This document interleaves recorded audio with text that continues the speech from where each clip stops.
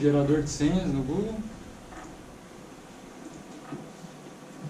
E aí o segundo passo, que depois que eu configurei, é decidir o tamanho da minha máquina virtual.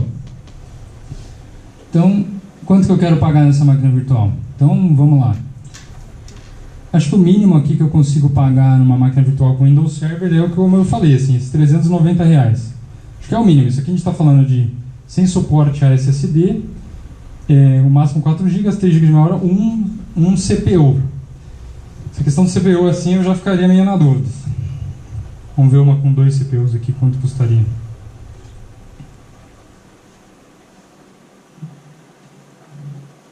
Aqui, ó, 600 vai. Isso aqui já é mais confiável. R$619. Então esse é, vamos dizer, a startup está começando, os caras não têm dinheiro, nosso amigo lá da outra apresentação está sem grana, precisa subir, ele vai ter que bancar R$619 por mês. Agora vamos quanto que sairia do papel aí nosso aplicativo se a gente usasse plataforma como serviço. Então eu vou criar um novo banco de dados aqui. Vou falar de banco de dados primeiro. E vamos na precificação.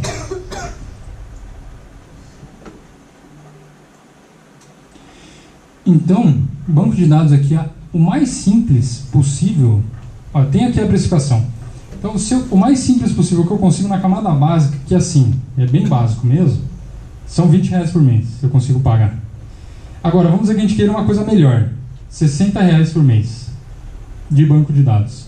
Isso aqui a gente está falando de...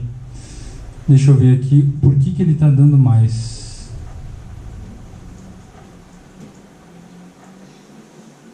Aqui, beleza. Então eu estou falando de um banco de dados aí, e depois eu vou falar a questão de DTU e eDTU, a diferença, mas a gente está falando de um banco de dados de 250 GB com uma performance aqui razoável, standard, vamos dizer assim. Dependendo do teu aplicativo, se a parte transacional dele não é grande, isso aqui aguenta. Se for um CRUD, assim, vai aguentar tranquilo. Então a gente está falando de R$60. Agora, vamos falar então do Web Service. Então nossa conta está 619, né, contra R$60 até agora.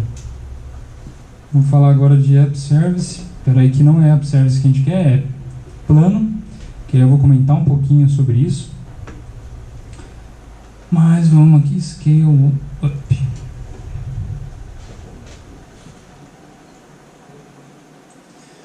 Então aqui, isso aqui a gente está falando assim, só a parte web, né?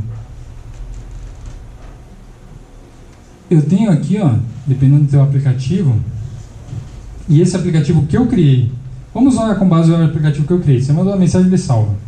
Eu conseguiria usar uma estrutura compartilhada e pagar R$39 por mês, ele vai funcionar do jeito que está ali.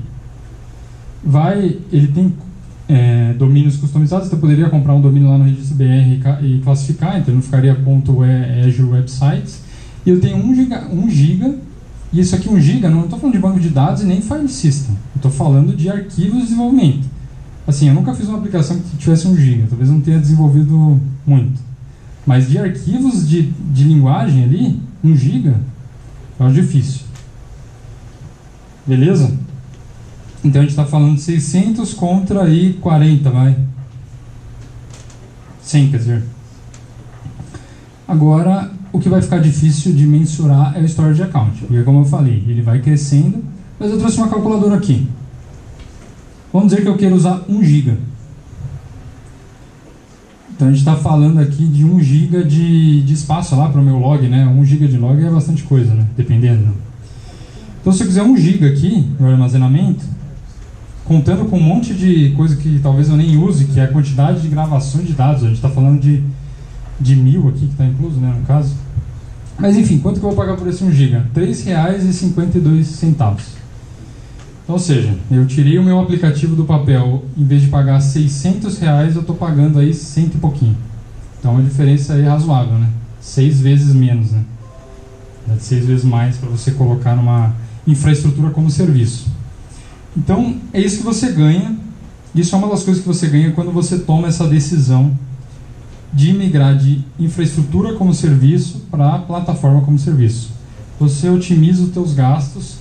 E agora a gente vai ver uma outra questão que é mais, vamos dizer, não é a mais importante, mas é a metade ali que justifica você fazer isso. Vamos falar um pouquinho das funcionalidades que estão embutidas em cada uma das coisas. Então, assim, depois no final da apresentação eu vou passar para vocês um caminho no GitHub, em que eu coloquei tanto a aplicação, quanto a apresentação, quanto o vídeo, e também eu tirei uma série de print screens que estão numerados aqui, porque eu fiquei com medo de a gente chegar aqui e não ter internet, aí eu ficar numa situação ruim. Então eu tirei essas print screens, elas estão enumeradas, e lá tem uma pasta com o 001.jpg que vai mostrar a tela lá de cada uma dessas coisas. Então o que eu vou mostrar para vocês se der tempo? Vou mostrar para vocês o que é um plano de app service. Então eu vou mostrar para vocês os recursos, escala manual e autoescala e os alertas. Uma coisa interessante, tudo que eu vou mostrar aqui, você consegue fazer como infraestrutura como serviço ou on-premises. Nada impede você de fazer isso.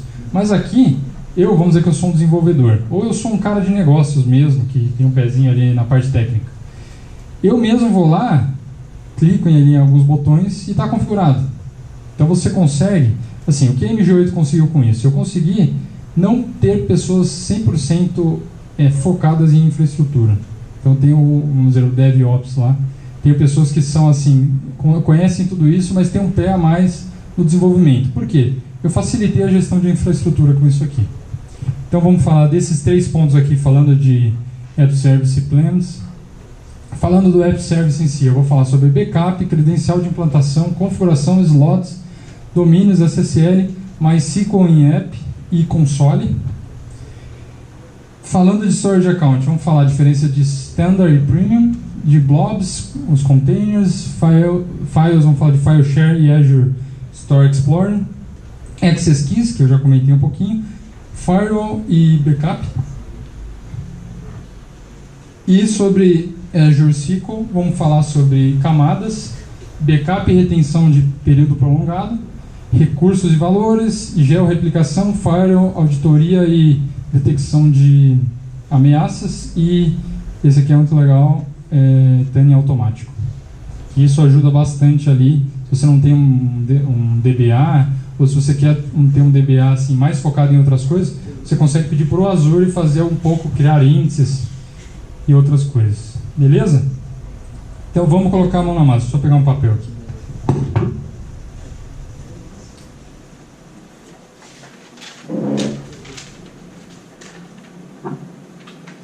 O problema é que esse projetor está um pouco ruim, né?